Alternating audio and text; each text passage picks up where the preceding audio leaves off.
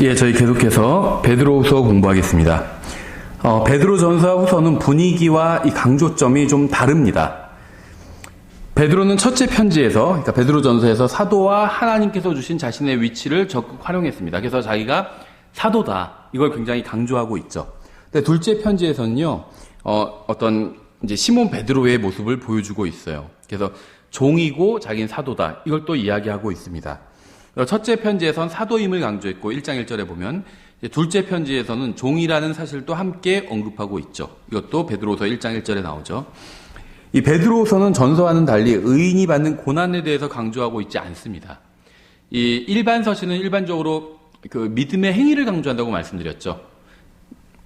근데 베드로 전서에서는 이제 이 행위가 고난을 받을 때 그걸 견뎌내는, 정말 인내로 견디는 것을 통해서, 이런 행위를 통해서 믿음이 드러난다, 이렇게 베드로전서가 말씀하고 있는데요.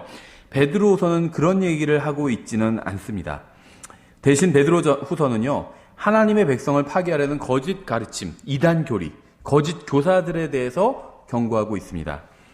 베드로는 한 사람의 어린 신자가 얼마나 쉽게 거짓 교사들의 속임수에 넘어갈 수 있는지 잘 알고 있었고, 이제 그들에 대해서 진심으로 걱정했습니다. 그래서 어찌 보면 오늘날 우리 시대에도 정말 딱 들어맞는 말씀이죠. 그러니까 이 일반 서신, 베드로 전서를 포함한 일반 서신이 자꾸 환난 서신이다, 그래서 교회에게 교리적으로 적용하지 않으려고 하는 사람들이 있는데요. 그럼 너무나도 귀한 진리를 놓치게 됩니다. 이 일반 서신은 교회에 적용해야 돼요. 특히 이 베드로후서는요, 오늘날처럼 지금 특히 한국 같은 이런 나라처럼 이단이 많은 나라가 또 없잖아요. 전 세계적인 특히 이제 선진국 같은 경우에는 추세가 사람들이 다 소위 말하는 종교로부터 떠나갑니다. 그렇죠. 인본주의가 막 득세하고 있고. 그런데 우리나라는 우리나라도 이제 그런 대세를 또 따라가는 경향도 있지만, 또 그래도 한국 사람들이 종교심이 많아서 그런지 이단들이 굉장히 많아요. 유사 종교도 많고 이단들이 굉장히 많습니다. 그래서 이 베드로 후서가 오늘날 우리나라의 그리스도인들에게도 정말 필요한 말씀이라는 생각이 들어요. 그래서 거짓 가르침, 이단 교리, 거짓 교사들에 대해서 이 베드로 후서가 강하게 경고하고 있습니다. 그래서 구원받기도 쉽지 않은데, 그러니까 우리가 밖에서 복음을 전해서 누군가, 복음 자체는 쉽죠. 구원받는 방법은 쉬워요. 근데 사람들이 하도 거부하고 관심이 없기 때문에 구원받는 사람은 많지 않죠. 간신히 복음 전해서 누군가 하나 구원받게 되면 마귀가 즉시 이 거짓 교사들을 보내서 그 사람들을 잘못된 길로 또 데려가 버린다는 겁니다. 그렇죠. 그러니까 구원받고 바른 말씀으로, 또 바른 교리로 바르게 양육되는 사람은 정말 그런 경우는 흔치 않다는 거죠. 근데 참 놀라운 게요, 이 베드로는 지금 베드로 후서를 보면요, 이 영적으로 어린 그리스도인들을 진심으로 걱정하고 있거든요. 오류에 빠지지 않도록 그들을 바른 길로 인도하고 싶어하는 마음이 잘 드러나 있는데요. 사실 베드로도 한때는 오류에 빠졌던 적이 있었습니다. 그렇죠. 그래서 바울에게 책망을 받은 적이 있었죠. 이게 갈라디아서 2장 11절부터 14절에 나오죠. 그러나 베드로가 안디옥에 이르렀을 때 그가 책망받아야 했으므로 내가 그를 대면하여 책망하였노라. 바울이 하는 말이죠.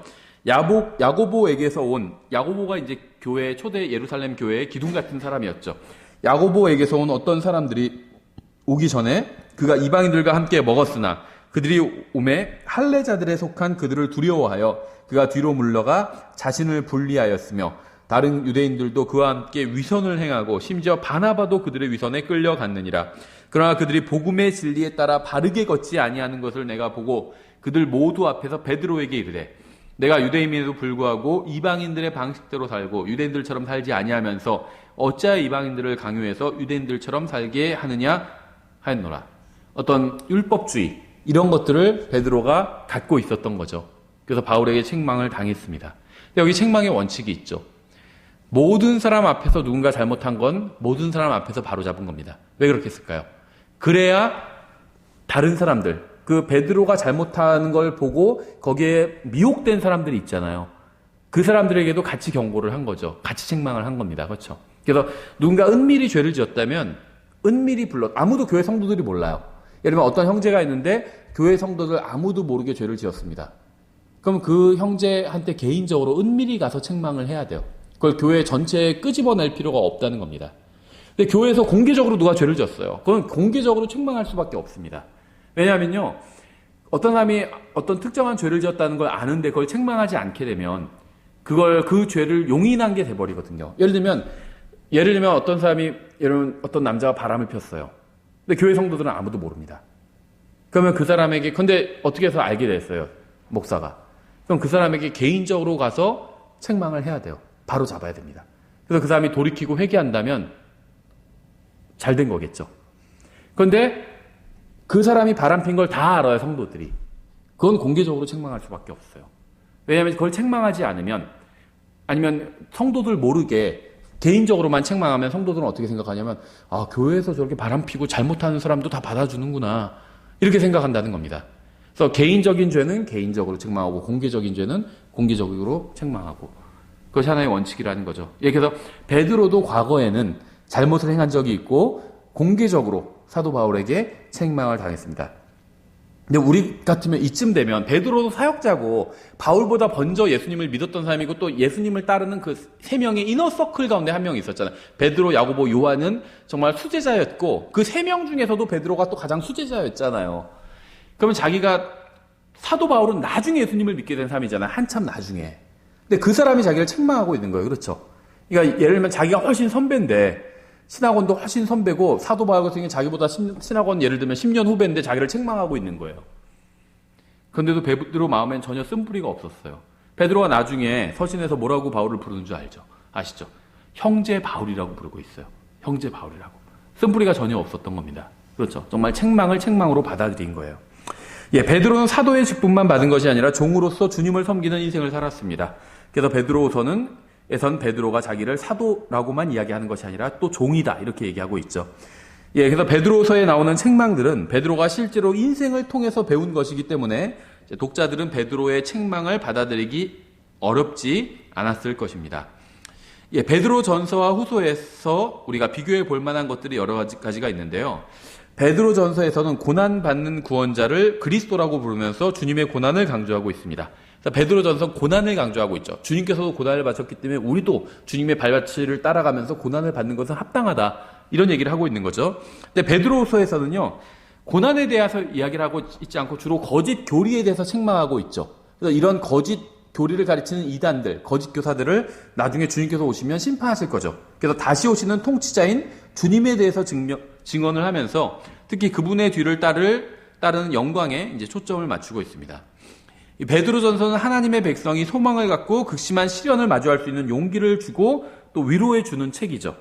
근데 베드로후서는 하나님의 백성이 오류와 싸울 수 있는 지식을 갖추게 도와주고 오류에 빠지는 것에 대해서 강하게 경고하고 있는 책입니다. 서로 좀 목적이 다르다는 거죠.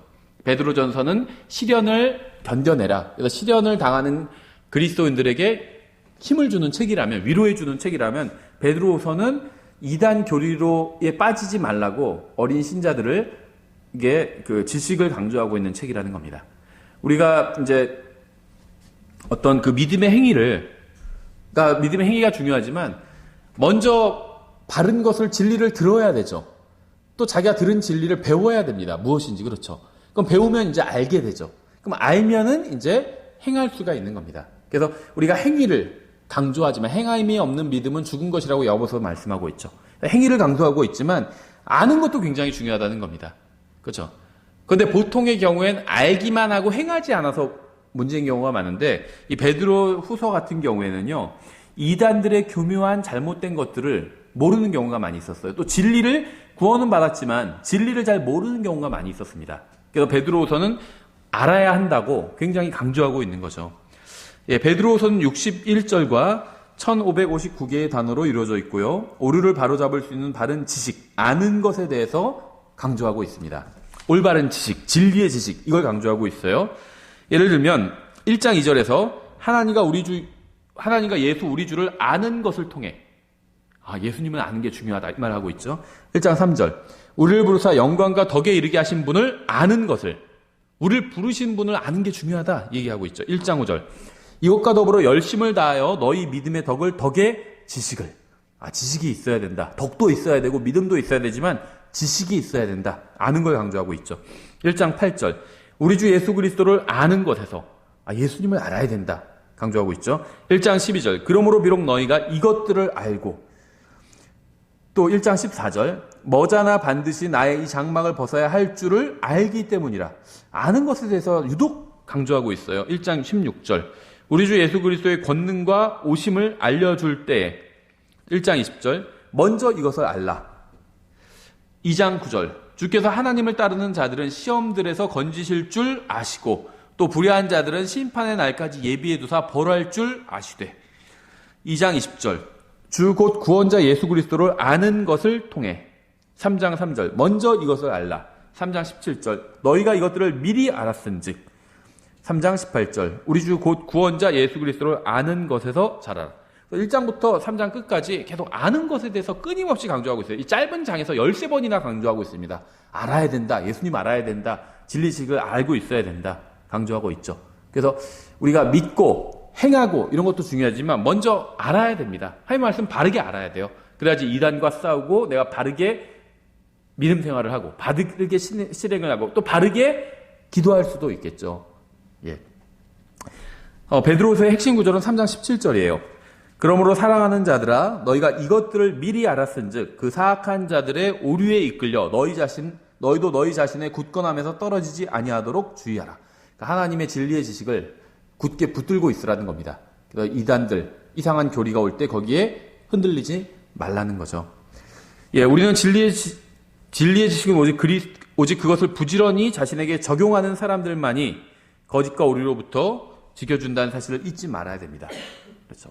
그러니까 사실은 그 진리의 지식, 바른 지식을 알고 그것을 끊임없이 자기에게 적용해야 돼요.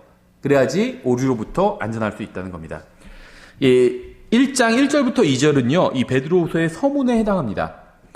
예수 그리스도의 종이며 사도인 시몬 베드로는 하나님 곧 우리의 구원자 예수 그리스도의 의를 통해 우리와 더불어 동일하게 보배로운 믿음을 얻은 자들에게 편지하노니 하나님과 예수 우리 주를 아는 것을 통해 은혜와 평강이 너에게 더욱 많이 있기를 원하노라. 근데 이것을 보면 우리가 이 1장 1절부터 2절을 보면 이 서신이 교회 시대에 믿는 사람들에게 적용되고 다른 세대의 사람들을 위한 말씀이 아니라는 사실을 너무나도 쉽게 알 수 있죠. 그러니까 킹제임 성경 진영 중에서는요, 특히 이제 극단적 세대주의자들과 이제 그 킹제임 성경 진영에서는 일반 서신이 환란 서신이다 이렇게 주장하는 사람들이 있다고 말씀드렸죠. 그러니까 이제 야고보서부터 히브리서 포함해서 야고보서, 베드로전서, 요한 1, 2, 3서, 유다서 일반 서신이 환란 서신이다. 그래서 이 수신 대상이 환란 성도들이다. 교리적으로는 그렇게 주장하는 사람들이 있는데 사실 전혀 그렇지 않다는 겁니다. 1장 1절, 2절을 보면요, 이 수신 대상을 밝히고 있는데요, 똑같아요. 신약 교회 성도들과 똑같습니다. 예수 그리스도의 의를 통해 우리와 더불어 동일하게 보배로운 믿음을 얻은 자들에게 편지한다 이렇게 말씀하고 있잖아요. 신약 성도를 말하는 거죠. 이건 누가 봐도 환란 성도가 아니라는 거죠. 그래서 우리는 이 서신의 첫 두 절을 통해서 베드로가 수신으로 밝히고 있는 사람들은 그와 같은 방식으로 베드로가 구원받은 것과 똑같이 구원받은 사람들인 신약 성도들이라는 사실을 알 수 있습니다. 베드로가 우리라고 얘기하고 있잖아요. 그럼 베드로는 무엇일까요? 유대인일까요? 아니면 교회일까요? 환란 성도일까요? 교회예요, 베드로는. 그렇죠. 유대인이었지만 예수님을 믿고 교회 안으로 들어왔잖아요. 교회 안에는 이방인과 유대인이 없거든요. 교회 밖에는 유대인과 이방인이 있어요. 근데 예수님을 믿으면 교회 안으로 들어오게 되고 그럼 더 이상 유대인이 아닙니다. 그렇죠. 그래서 베드로가 여기서 우리라고 하고 있다면 이건 교회를 말하는 겁니다. 그런데 여기서 말하는 우리는 베드로, 편지를 쓰는 베드로 자신과 편지를 받아보는 수신인들이죠. 수신 대상이에요. 그래서 편지를 쓸 사람과 수신 대상이 다 교회라는 겁니다. 그렇죠. 환란 성도들을 위해서 쓴 편지가 아니라는 거예요. 예, 참된 지식을 얻는 첫째 단계는 배움은 점진적으로 일어난다는 점을 이해하는 것입니다. 우리는 한 번에 모든 것을 다 배울 수는 없고 영적인 것도 마찬가지예요. 그렇죠. 아이를 키워보신 분들은 아실 거예요. 아이가 태어나면 막 이것저것 다 알려줘야 되는데 한 번에 다 알려줄 수가 없어요. 그렇죠. 벌써 막 기저귀 떼는 데만 해도 몇 년이 걸려요. 그렇죠. 변 보고 기저귀 소변 보고 대변 보고 이것만 해도 몇 년이 걸려요. 알려주는데 한 번에 다 알려줄 수가 없습니다. 시간이 걸린다는 거예요. 영적인 것도 마찬가지예요. 지난번에 제가 어디 가서 그 성경을 가르치는데 막 질문을 엄청나게 하는 형제님이 있었어요. 끝나고 거의 한 2시간 동안 질의응답을 받았어요. 계속 질문하는 거예요. 집에 안 가고. 근데 그래서 제가 나중에는 하여튼 좀 캄다운을 시켰어요. 좀 시간을 더 가지라고. 왜냐하면은 제가 답을 해줘도 그분이 이해하지 못하는 것들도 있거든요. 그렇죠. 왜냐하면 그분은 제가 봤을 때 초신자였어요. 실제로 예수님을 믿은 지 뭐 얼마나 됐는지 모르지만 나이도 어리고 아직 나이도 어리고 초신자였어요. 그래서 성경을 많이 알고 있을 수가 없습니다. 그렇죠. 그래서 자기가 궁금한 건 많이 있지만 거기에 답을 해줘도 그 답을 이해를 하지 못하는 거예요. 그러니까는 답을 해주면 그 답의 꼬리를 계속 물고 계속 질문이 나와요. 그러니까 왜 그럴 수밖에 없었냐 하면 어떤 면에서는 아는 게 너무 없었기 때문이에요. 그러니까 답을 해줘도 그 답을 이해하지 못하는 겁니다. 그러니까 또 다른 질문이 나오고 또 거기에 대해서 답에 대한 또 다른 답을 해주고 계속 꼬리를 물고 나오는 거예요. 그러니까 거의 신학원 정말 3년간 가르칠 내용을 다 궁금해하고 있는 거예요. 그렇죠. 그러니까 시간을 갖고 하나님 말씀을 배울 필요가 있다는 거죠. 처음부터 다 아는 사람은 없습니다. 다 시간이 필요하다는 거예요. 예, 그렇죠. 예, 그래서 배움은 점진적으로 일어나요. 처음부터 다 알 수가 없습니다. 영적인 진리도 마찬가지예요. 우리는 한 가지 덕을 배우고 그 위에 또 다른 덕을 쌓아가는 방식으로 성숙한 그리스도인이 되어갑니다. 지식도 마찬가지예요. 그래서 베드로후서에 따르면 열매를 맺어 갈수록 점점 더 그리스도를 닮아가게 됩니다. 베드로후서 1장 10절부터 15절에서 주는 권면은 이제 다음과 같습니다. 첫 번째는요, 넘어지지 않도록 주의하라는 겁니다. 1장 10절에 그러므로 형제들아 더욱 열심을 내어 너희를 부르신 것과 선택하시는 것을 확고히 하라. 너희가 이것들을 행하면 결코 넘어지지 아니하리라. 또 두 번째 주는 권면은 현재 알고 있는 진리 위에 굳게 서라는 것입니다. 12절 그러므로 비록 너희가 이것들을 알고 현재 진리에 굳게 서 있을지라도 너희가 항상 그것들을 기억하게 하는 일에 내가 게으르지 아니하리라. 하나님께서는 사도들이 떠난 후에 성도들이 계속해서 진리에 거할 수 있게 하기 위해서 사도들로 하여금 성경을 기록하게 하셨죠. 사도들은 예수님께서, 이 12사도는 예수님께서 특별히 선택하신 사람들이었죠. 그래서 사도들은 예수님에 대해서 하나님의 이 진리를 사람들에게 바르게 가르쳤습니다. 근데 문제는 어디 있었냐면 그렇게 바르게 가르치던 사도들이 떠나고 나면 어떻게 되느냐는 거죠. 그래서 하나님께서는 성경을 주신 거예요. 또 그 사도들을 통해서 성경을 기록하게 하신 거죠. 1장 9절 또한 우리에게는 더 확실한 대언의 말씀이 있으니 날이 새어 샛별이 너희 마음속에 떠오를 때까지 너희가 어두운 곳에서 비치는 빛을 대하듯 이 말씀에 주의를 기울이는 것이 잘하는 것이니라. 그러니까 사도들이 떠나게 될 때 제자들이 걱정했겠죠. 그러니까 이 당시에 그리스도인들이 걱정했겠죠. 생각해 보세요. 사도 바울이 우리 교회에서 성경을 가르치는 성경 교사예요. 그래서 성경을 가르치고 있으면 그건 얼마나 좋을까요? 바울이 가르친다면 너무 좋겠죠. 그런데 바울이 점점 이제 나이 들어가요. 그래서 떠날 때가 가까워오고 있어요. 주님께 갈 때가. 그럼 이제 성도들이 불안해하겠죠. 그럴 수밖에 없겠죠. 바울 같은 훌륭한 성경 교사가 성경을 가르치는 교회였는데 바울이 떠나갔어요. 그럼 성도들 어떻게 될까요? 그래서 하나님께서는요, 바울보다 훨씬 더 좋은 것을 주신 겁니다. 베드로보다 훨씬 더 좋은 것을 주신 거예요. 베드로는 예수님을 보고, 뒤에서도 보겠지만 예수님과 직접 만나고 3년 반 동안 함께 지내고, 그뿐만이 아니라 예수님이 영광스러운 하나님의 모습으로 변형되신, 이 변화선에서 변형되시잖아요. 영광스러운 모습으로 잠깐 변형되시죠. 모세와 엘리야와 함께 얘기를 나누시잖아요. 그 모습까지도 지켜봤고 부활하신 것도 봤죠. 승천하시고 하늘로 올라가신 것까지 다 목격했어요. 베드로는. 그런 사람이 성경을 가르치는 거예요. 대단하겠죠. 그런데 하나님께서는 그것보다 더 좋은 걸 주셨다는 거예요. 바로 하나님의 말씀을 주신 겁니다. 베드로가 가르치는 것보다 훨씬 더 확실한 것이 하나님의 말씀이라는 거예요. 그렇죠. 그래서 베드로는 권면을 한 후에 믿는 사람들의 인생을 주관하는 권위의 문제를 다루고 있습니다. 1장 21절에 대언은 옛적에 사람의 뜻으로 말미암아 나오지 아니하고 오직 하나님의 거룩한 사람들은 성령님께서 자기들을 움직이시는 대로 말하였느니라. 그래서 우리가 가지고 있는 성경이 그냥 사람들이 막 지어낸 것이 아니라 하나님의 말씀이다. 이런 얘기를 하고 있는 거죠. 우리는 동화 속 요정 이야기나 사람들이 만든 종교를 따르는 것이 아니라 주님의 제자들이 직접 목격하고 증언한 사실을 믿고 있는 겁니다. 게다가 하나님께서는 하늘에서 직접 말씀하셨고 많은 사람들이 이것을 들었습니다. 이러한 모든 것들보다 더욱 확실한 증거는 우리가 가지고 있는 기록된 말씀인 성경이죠. 2장 1절부터 2절 이제 본격적으로 이단 교리에 대해서 경고를 하고 있죠. 그러나 백성 가운데 거짓 대언자들이 있었던 것 같이 너희 가운데도 거짓 교사들이 있으리니 그들은 정죄받을 이단 교리들을 몰래 들여와 심지어 자기들을 사신 주를 부인하기까지 하고 자기들 위해 신속한 파멸을 가져오리라. 많은 사람들이 그들의 악독한 길들을 따를 터인즉 그들로 인해 진리의 길이 비방을 받을 것이요. 거짓 교사들이 가르치는 이단 교리들은 믿는 사람들뿐 아니라 전하는 사람들도 파멸시켜 버립니다.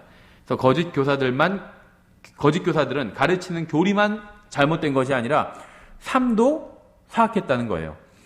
그래서 악독한이라는 말은 영적인 면만을 설명하는 것이 아니라 실제적인 삶도 설명해 주고 있는 거죠. 2장 3절부터 9절에서 거짓 교사들의 미래가 묘사되어 있죠. 3절에 그들이 탐욕으로 말미암아 거짓된 말들을 가지고 너희를 상품 취급하리니 그들에 대한 심판은 오래되어 이제 지체하지 아니하며 그들이 받을 정죄는 잠자지 아니하느니라. 타락한 천사들과 노아의 시대에 물로 멸망한 사람들과 소돔과 고모라에서 불로 멸망한 사람들은 모두 거짓 사역자들의 좋은 본보기가 되고 있습니다. 이러한 사악한 사람들로 인해서 흔들리지 않은 사람들도 본문에 소개되고 있어요. 사탄이 반역할 때 모든 천사들이 다 반역에 동참했던 것은 아니었죠. 노아와 그의 가족은 홍수를 통해서 통한 심판에서 살아남았고 심지어 롯도 소돔과 고모라 위에 임한 불을 통한 심판에서 살아남았죠. 거짓 교사들의 특징이 2장 10절부터 16절에 묘사되어 있습니다. 2장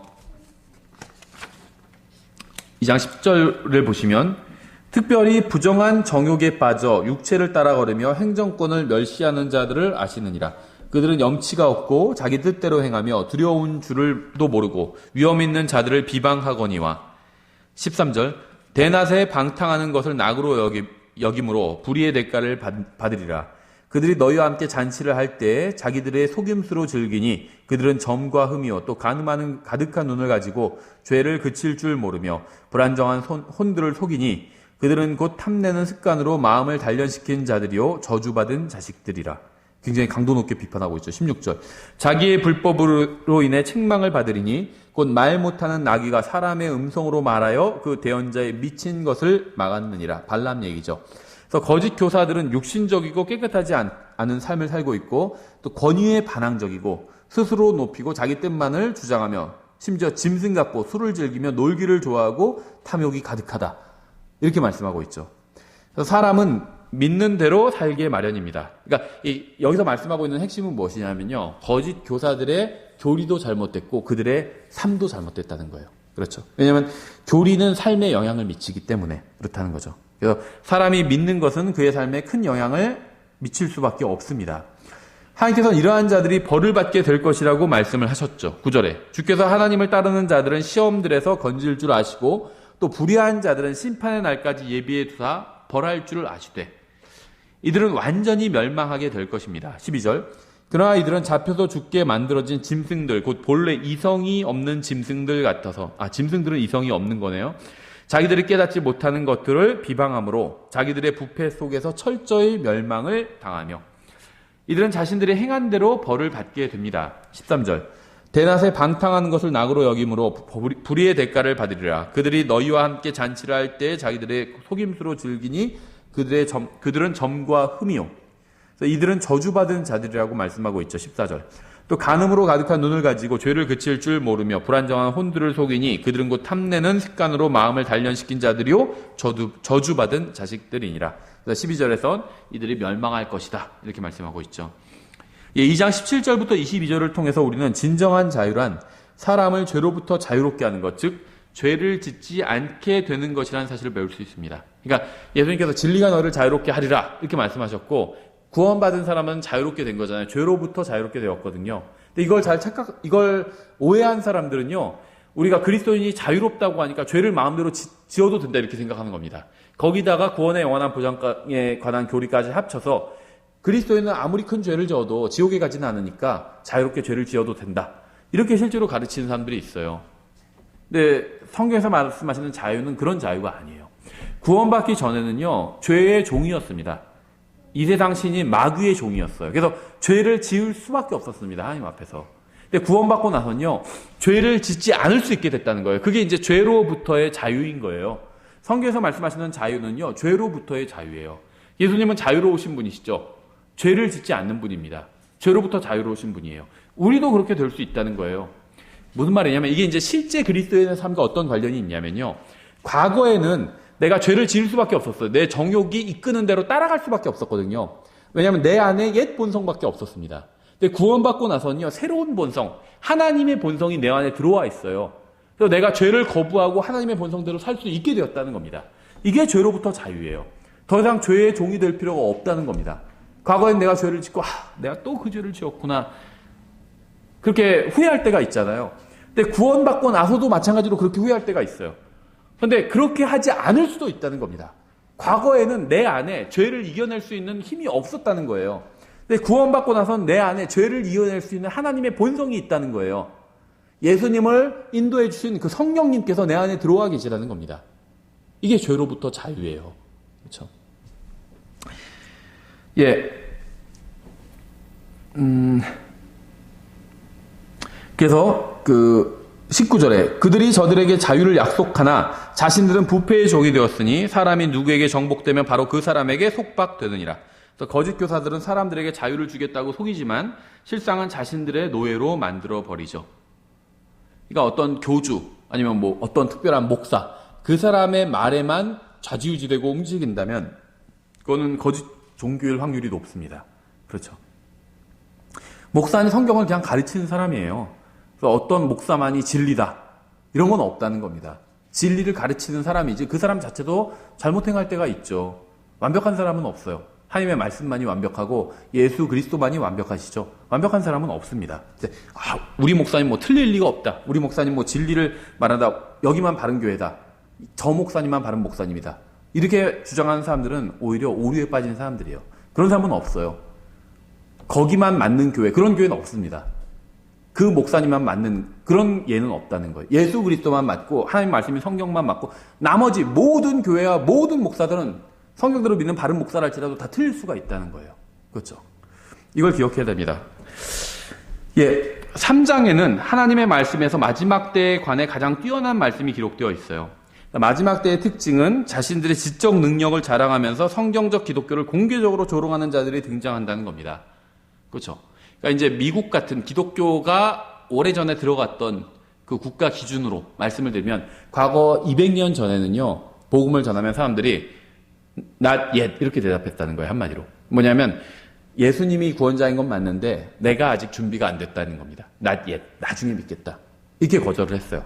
근데 지금은 복음을 의심해요. 조롱하고. 그렇죠? 예수님이 뭐 다 구원해 주셨다며, 뭐 심판을 오신다며, 근데 왜 안 오시니? 조롱한다는 거예요. 지금은 바뀌어버린 거죠. 3장 3절 먼저 이것을 알라. 마지막 날들에 비웃는 자들이 와서 자기들의 정욕을 따라 걸으며 이들은 예수 그리스도의 재림을 비웃습니다. 4장 첫 부분 이르되 그분께서 오신다는 약속이 어디 있느냐? 예수님 오신다며, 근데 왜 안 오셨어? 조롱하는 거죠. 이들은 진화론을 믿는 자들이에요. 3장 4절 뒷부분 조상들이 잠든 이래로 모든 것이 창조의 시작 이후부터 있었던 것 같이 그대로 계속되느니라 하리니, 또 이들은 성경이 사실이라고 밝혀주는 지질학적 증거들을 무시합니다. 5장 앞부분 그들은 이 사실, 즉 하나님의 말씀으로 말미암아 하늘들이 옛적부터 있었고, 이런 사실을 무시하죠. 하나님께서는 과거의 셋째 하늘 아래에 있던 죄를 지은 자들은 모두 물로 심판을 하셨죠. 노아 홍수를 통해서. 3장 5절 6절 또 땅이 물에서 나와 물 가운데 서 있는 것을 일부러 알려 하지 아니하느니라. 그것으로 말미암아 그때 있던 세상은 물에 넘침으로 멸망하였을 때. 어떤 성경이 맞다는 증거를 보여줘도 보기도 싫다는 거예요. 그냥 무시한다는 거죠. 주님께서는 다시 엄청난 파멸을 보내셔서 죄를 지은 자들을 모두 다 벌하실 것입니다. 성경은 이 세상에 다시 임하게 될 불에 의한 심판에 대해서 분명하게 말씀하고 있어요. 10절부터 12절. 그러나 주의 날이 밤에 도둑같이 오리니. 그런데요, 그 도둑같이 온다는 게 주님의, 그러니까 갑작스럽게 임하는 심판에 대한 말씀이거든요. 무슨 말이냐면요, 믿는 사람에겐 도둑같이 오지 않아요. 믿지 않는 사람들에게 도둑같이 온다는 겁니다.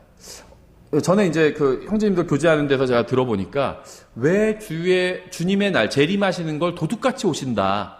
주님께서 다시 오시는 건 좋은 거잖아요. 그런데 왜 도둑같이 오신다? 도둑은 나쁜 건데. 거기에 대해서 궁금해했었다고 하더라고요. 근데 이 도둑같이 온다는 거는 비유죠. 무엇을 위한 비유일까요? 첫 번째는 언제인지 알 수 없다는 거죠. 도둑은 예고하고 오지 않아요. 그렇죠?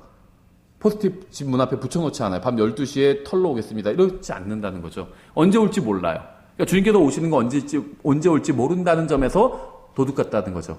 두 번째는 도둑은 와서 좋은 것만 가져갑니다.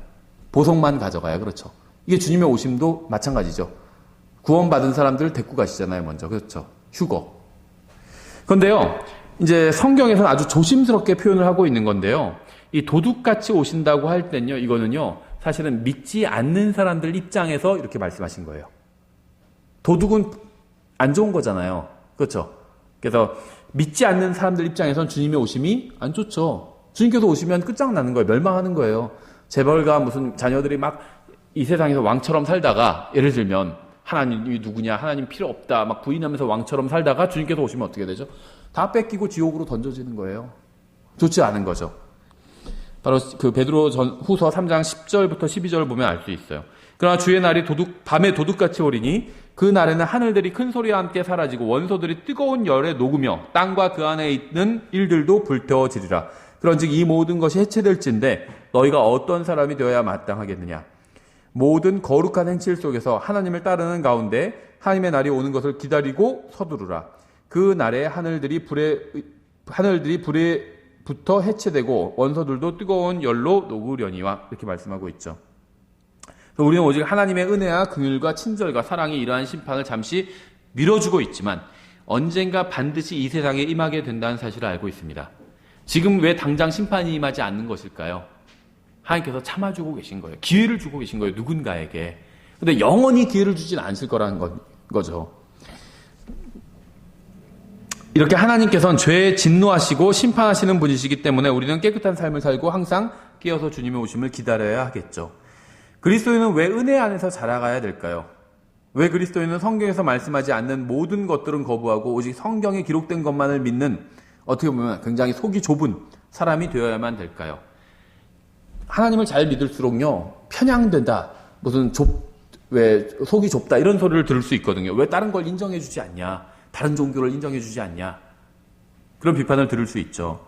하나님의 말씀대로 하고 오직 말씀 안에만 거하는 것이 가장 안전하기 때문에 우리는 다른 모든 것들을 다 거부하는 겁니다.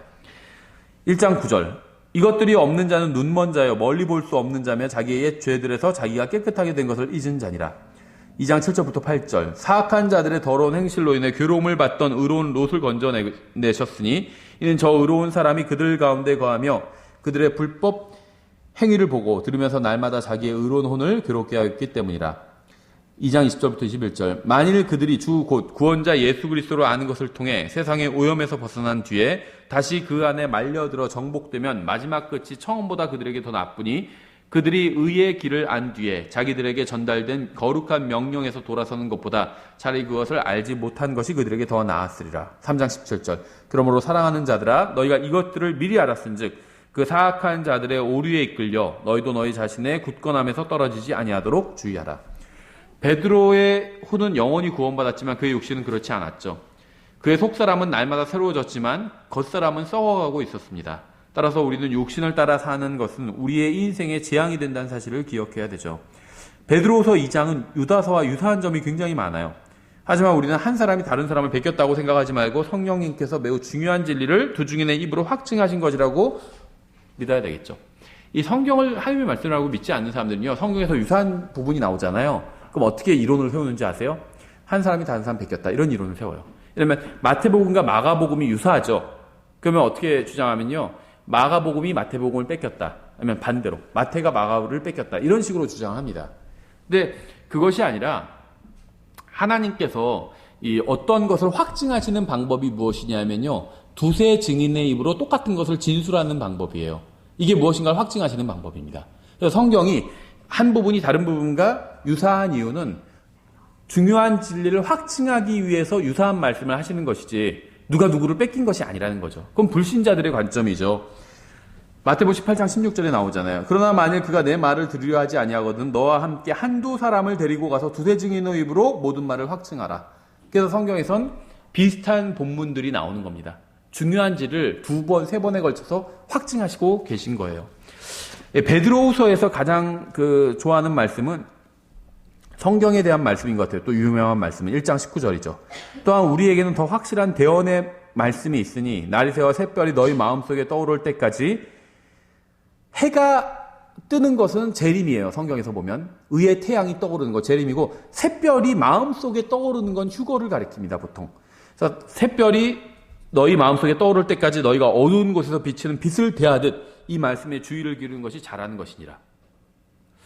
굉장히 좀 사실적으로 다가오는 것도, 이런 표현들이 어두운 곳에서 빛을 대하듯 이 말씀에 주의를 기울이는 것이 잘하는 것이니라. 깜깜한 밤이에요. 그래서 빛을 하나 딱 손전등을 켰어요. 그럼 그 빛에만 의지해서 길을 걸어가게 되잖아요. 예전에 수련회를 갔는데 정말 시골에서는 전기가 없으니까 산에 올라갔는데 깜깜해. 아무것도 안 보여요. 손전등 하나만 있었거든요. 그래서 그 손전등 하나를 켜고 줄줄이 기차놀이 하듯이 뒤에 다른 형제들이랑 같이 막 내려온 적이 있어요. 산을.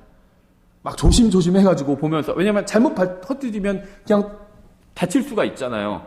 근데 하나님의 말씀을 그런 식으로 대하래요. 그 말씀을 비춰서 확인하고 하면서 길을 걸어가라는 거예요. 그러면은 헛발 디디지 않게 된다는 거죠. 이 세상에 사는 사람들은 모두 다 종교적입니다. 종교적이지 않은 사람은 아무도 없어요. 하나님을 믿거나 아니면은 거짓신을 믿거나, 그것도 아니면 자기 자신을 믿는 사람이 있죠. 다 종교적인 사람들이에요. 사람들은 저마다 각각 자기가 믿고 싶은 것을 믿습니다. 그래서 종교의 수는 이 세상 사람들만큼이나 많아요. 사람들이 지어낸 이야기들이 종교가 되어서 수백만이 믿는 경우도 허다하죠. 성경 우리가 믿는 말씀이 확실한 기초라고 증언하고 있습니다. 우리가 믿는 것은 하나님의 아들께서 영광스럽게 일하신 것을 직접 목격한 사람들이 증언하고 기록한 것이죠. 1장 16절, 우리가 너에게 우리 주 예수 그리스도의 권능과 오심을 알려줄 때 교묘히 꾸며낸 이야기들을 따르지 아니하였고 우리는 그분의 위엄을 눈으로 본 자들이니라. 우리는 베드로후서를 통해서 성경을 기록한 사람들은 성령님의 특별한 인도를 받았고, 따라서 그들이 기록한 것들은 하나님께서 기록되고 보존되기를 원하시던 정확한 말씀이었다는 사실도 알 수가 있죠. 성경의 기록자들은 자신들의 감정이나 생각이나 느낌이나 의견을 기록한 것이 아니라 주님께서 그들에게 주신 말씀을 기록한 것입니다.